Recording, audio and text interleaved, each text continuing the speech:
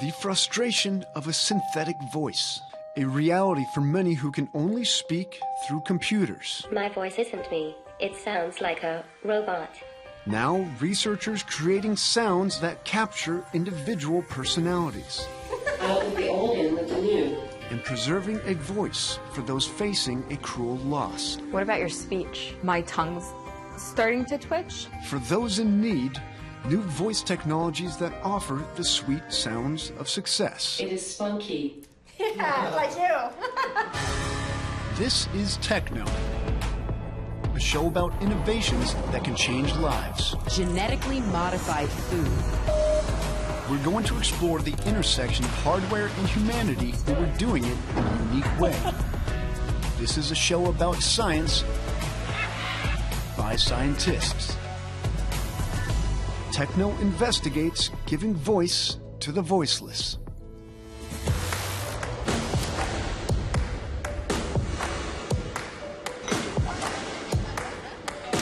Hey guys, welcome to TechKnow. I'm Phil Torres. Joining me today, Lindsay Moran and Kara Santa Maria. Now guys, when you meet someone new, they will often make immediate decisions about who you are based upon your general appearance and what your face looks like and what you're wearing, but also on the sound of your voice. It's true, and you know, what a lot of people don't realize is that there are tens of millions of people who either can't speak or have limited speech. 2.5 million of them are right here in the United States. And of those 2.5 million, 40% use some kind of text-to-speech computer program to be able to communicate. But the problem with that is they all sound pretty much alike. So I visited a speech scientist in Boston who's developed a technology that can change all that. At the Young's home in Lowell, Massachusetts, this holiday season was a turning point. That's because 16-year-old Sarah Young was about to get a gift like no other. Her very own voice. She's been known as Sassy Sarah. She's very outgoing and happy and just joyful. Sarah was born with cerebral palsy, leaving her unable to speak. But she and her mom, Amy Young, have plenty to say. Hello everyone, my name is Sarah. I am 16. Sarah talks mostly through a text-to-speech app on her computer. I use a Tobii CI for voice output. It has eye gaze so I can select a letter or word by looking at the screen. The computerized voice Sarah uses is named Heather, and it's standard equipment. Why was the Heather voice inappropriate for Sarah? It definitely had an older tone to it, speaking in this fully formed female adult voice with a very digital sound to it. It was kind of funny, like weird hearing it. To an unfamiliar listener, kind of became white noise. And the voice isn't Sarah's alone. And you'd like hear it and think, oh, Sarah's not here. And then you turn around, it was somebody else, you know, from school or someone else with that voice. My name is Maeve. I am 9 years old. If you think that Maeve Flack sounds a lot like Sarah, you're right. It's because they both use the Heather voice. My voice isn't me. It sounds like a robot. Maeve's parents, Carol and Paul Flack, completely agree. She doesn't have a voice that sounds like her. You see her eyes, you see her smile, the way she moves and looks at you, you get so much from her. It's not her own personality, and no matter how you change that voice, even the tempo of the voice or the speed, it's still an adult voice. Do you want your own voice, Meg? Yes. What do you think having your own voice will do for you? It would be cool, and I'll sound like a kid. Creating a viable way to build unique voices for those unable to speak is the brainchild of speech scientist Rupal Patel, founder and CEO of VocaliD. We're going to go back in that booth and we're going to have you say some vowels just like you did last time. Like, ah. Can you try that now? That was beautiful. What we're doing at VocaliD is we're taking a tiny sample of someone's voice and then hours of someone else's voice. Let's do it another time. Let's do it another time. And we're trying to make it sound like the person who we have a tiny sample from. That's the scientific challenge. How are you? How are you? With thousands of English-speaking donors from around the world, Rupal and Jeff Meltzner, the Director of Research and Technology, are creating the voices. Can you kind of walk us through how a voice is made? Yeah, this is Sarah here. This is an example of what she gave us. So that's Sarah's natural voice. Yep, that's her voice. When we speak, we get air in our lungs and we force it out. It goes through our trachea and hits the larynx.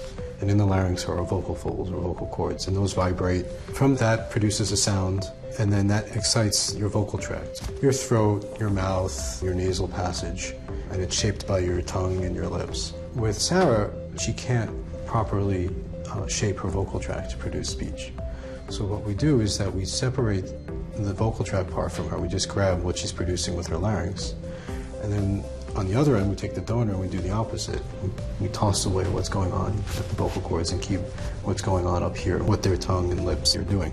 Then, like an online dating service, the computer matches acoustical patterns of the donor with the vocally challenged recipient.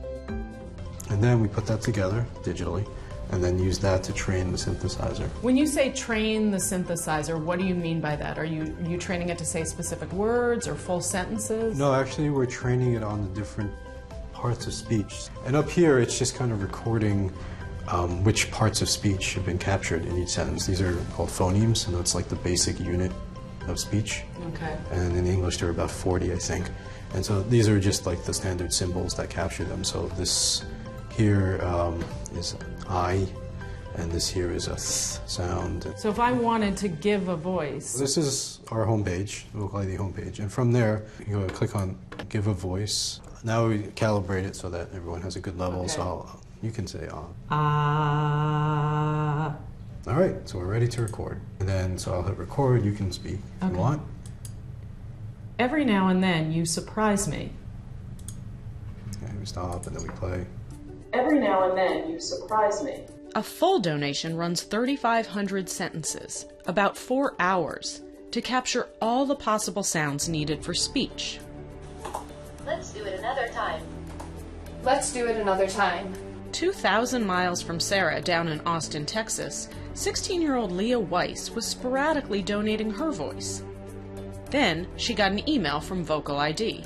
They basically said, "We found a match for your voice." I actually printed out Sarah's picture. It's right here, and I hung it up on my bulletin board to remind me to keep donating. This is what they sent me in the email, knowing that there was a real person on the other end of this. Definitely motivated me to get that done, and I did get it done by the end of November, and lo and behold, Sarah's voice is now with her. Yay. And when TechKnow returns... Hello, people. Hi, Sarah. How are you? After years of hearing Heather, Sarah is finally going to get a voice of her very own. How do you feel about getting rid of Heather? I'm glad to trade in Heather. Bye-bye. Out with the old, in with the new. We want to hear what you think about these stories. Join the conversation by following us on Twitter and at aljazeera.com/techknow.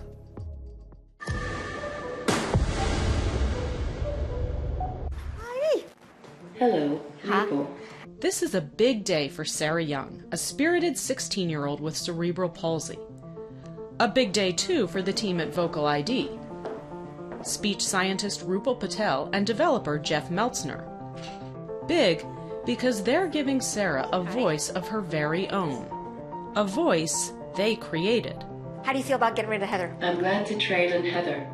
Bye-bye.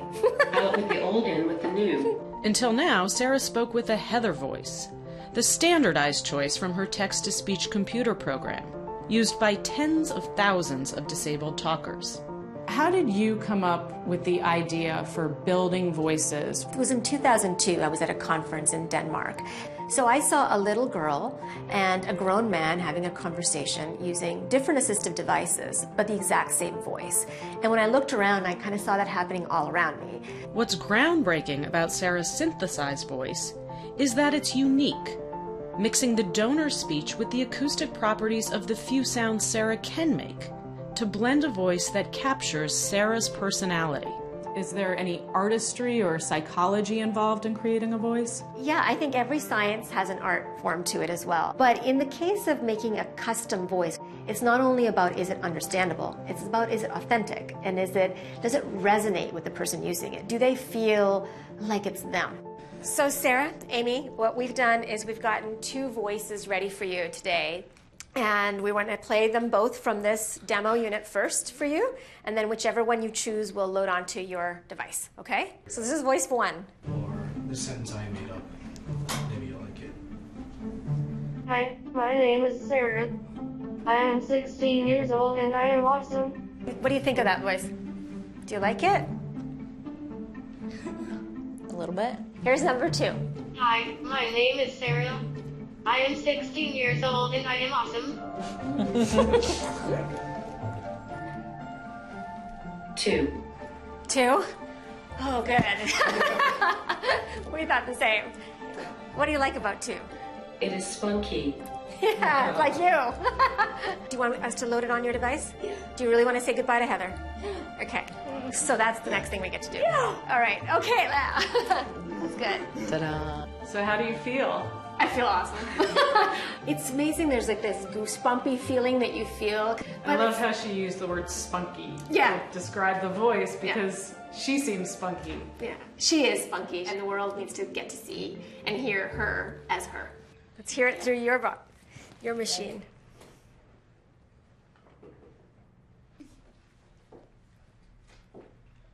Thank you, Sprinkle. You're the best. I knew you could do it. You knew? I'm glad you knew that. We were a little worried at times. How does it make you feel? Awesome. Awesome. Where are you most looking forward to using your voice? Surprise classmates. Yeah. Hey, Sarah. So I was watching you as you chose your voice, and I also like the second voice, so. It is me, the sassy girl. And now you have a sassy voice to go with it. But the real test would come the next day at the Cotting School in Lexington, Massachusetts. Good morning, Sarah. Are you excited to show your classmates your new voice? As we headed to Sarah's class, I was nervous for her, because we all know how critical high school kids can be. Sarah is getting a new voice, right? Yeah. Her voice, it's individualized, so no one else has it, kind of like our voices. Yeah. Right? No one else has our voices. So you have the same voice as Sarah, right? EB, could we hear your voice? Hi, my name is Elizabeth. Can someone describe what that sounds like? I mean, it sounds pretty good, right? But Dan? Like Siri on an iPhone. Like Siri on your iPhone? Yeah. Are we ready for Sarah's new voice? Yes, I am. Hello, my name is Sassy Sarah. How you liking it, Sarah? Awesome. Sarah, can we hear something else? I like things that a lot of girls like sleepovers, chocolate, and chilling with my besties. With a show of hands, who likes this Sarah's new voice better? Two hands to me. So do you think her new voice is more real? Having your own voice shows your personality. Like it does. Sarah's not the only one at school with a new voice. Only 9 years old, Maeve Flack was also using the Heather voice. My voice isn't me. It sounds like a robot. Maeve's sister made the voice. I gave the man my coins. The first thing I want to hear Maeve say with her new voice is, "I love you, Aaron." And Maeve's dad knew what he wanted to hear. I love you, Daddy. And I would love to hear that in a voice that I recognize as Maeve's. You're so sensitive. Hi, Maeve. I'm Lindsay. Maeve, you've had your new voice for about a week now, I think. Tell me what you think of it. I really like my new special voice. I can talk to everyone. Everyone at school was so excited to hear my voice today. I heard your dad say that he was really looking forward to hearing you tell him that you loved him using your new voice. So, have you done that yet? Kind of. Kind of? Why is having a unique voice so important? Well, each of us has a unique voice. It makes us human. We make judgments about people based on their voice. And so I feel like it's very important for people who don't speak and who have devices to talk to have that same ability to project who they are and to be known as people and not just robots that talk. I hope that I helped you out. Peace, yo. You know, that was such an incredible piece, and it really shows you the value of donating what you have. And you often think about blood donation or bone marrow donation. You never really think about voice donation. I don't even think we think about how important a voice is. And one of the most moving moments for me of doing this story was watching Sarah debut her voice for her classmates and having her classmates discuss how important it was for each of them to have a unique voice, particularly for people with limited speech. They all cited having your own voice as a way not only to communicate, but to be able to defend for yourself, speak for yourself. So it's really such an important part of our whole personalities that we don't even really think about that much. Yeah, I mean, I guess your voice is your #1 advocate. So especially within this disability community, how feasible is this? Is it accessible at all? Is it expensive? Right now, it is expensive. It's about $1,250 to develop a voice through VocaliD. But the hope of the company is to make it cheaper, to make it more accessible, and potentially to be covered by health insurance. Now, Lindsay, what I think is interesting with your story, yours is about improving upon the past conditions. Kara, you have a story for us that's about preparing for the future. What if you knew that you were going to lose your voice? How would you be able to preserve it so that you could communicate after it was long gone? We'll learn all about that coming up.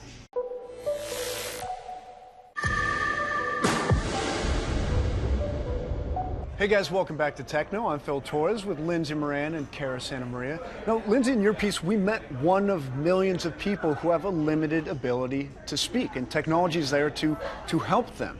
Kara, in your case, you're about to tell us about somebody who knows that in the future, they're going to lose their voice. Yeah, it's a tough position to be in. Lou Gehrig's disease or ALS, maybe throat cancer. There are a lot of degenerative conditions in which you know you're going to lose your voice. And a new program called My Own Voice helps you kind of capture the essence of your voice so that your unique characteristics shine through. Let's check it out. I was diagnosed officially in July of 2014 with amyotrophic lateral sclerosis, or ALS, also known as Lou Gehrig's disease.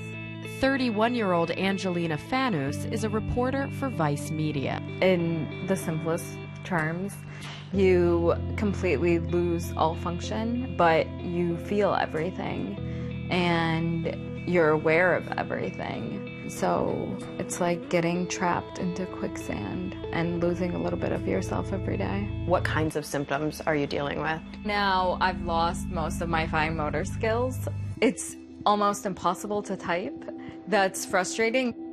Perhaps the most cruel loss, the ability to speak. What about your speech? I do notice that my tongue's starting to twitch, which is a sign that, you know, the muscle is looking for that signal from the brain and it's not getting it.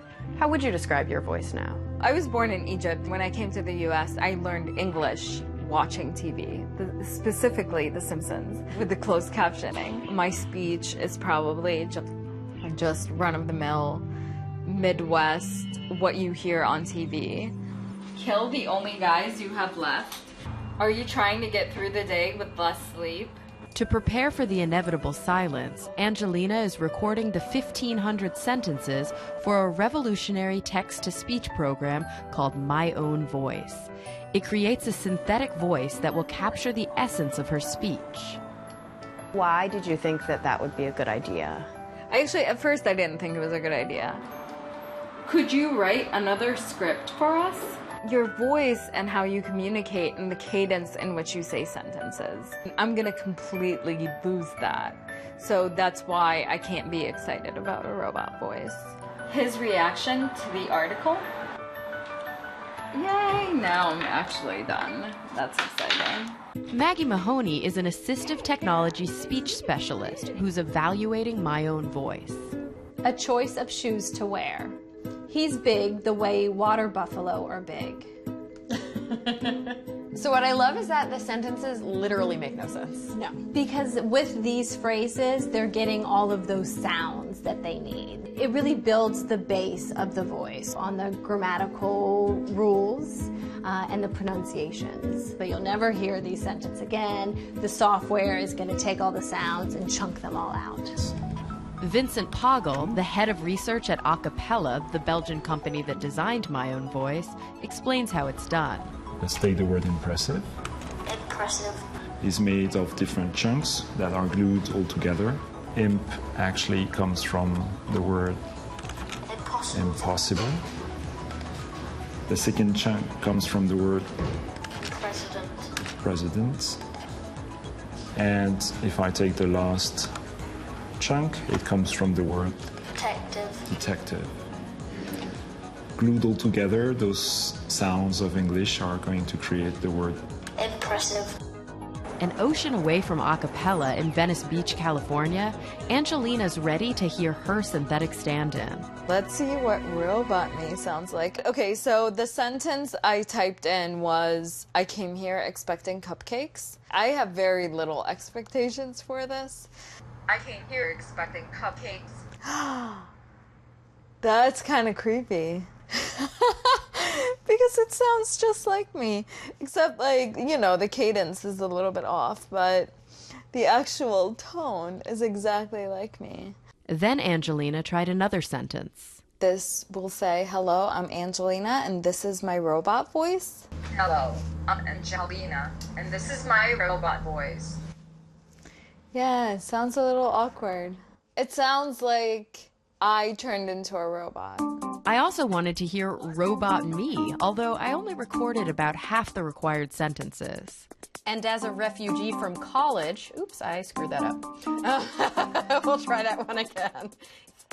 So the following week, when I logged in to get my voice, my expectations were low. My dog's name is Killer, and I'm going to call him. Killer, here boy, come to your mama. Killer. He's not impressed. I don't think he's coming. Killer, come here, baby boy. Oh, he doesn't come when I call him either. Killer!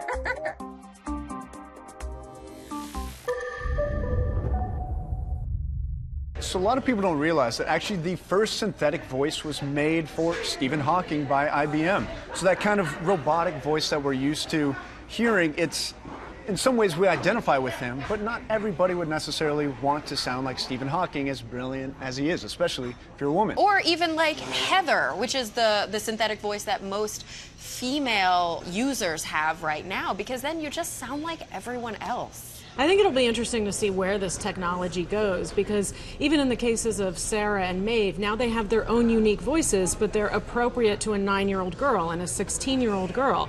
So what's going to happen when they age out of those voices? And, you know, this idea of voice donation, of blending the sounds you can make with a donated voice, or voice banking, this is a technology that's existed for a while.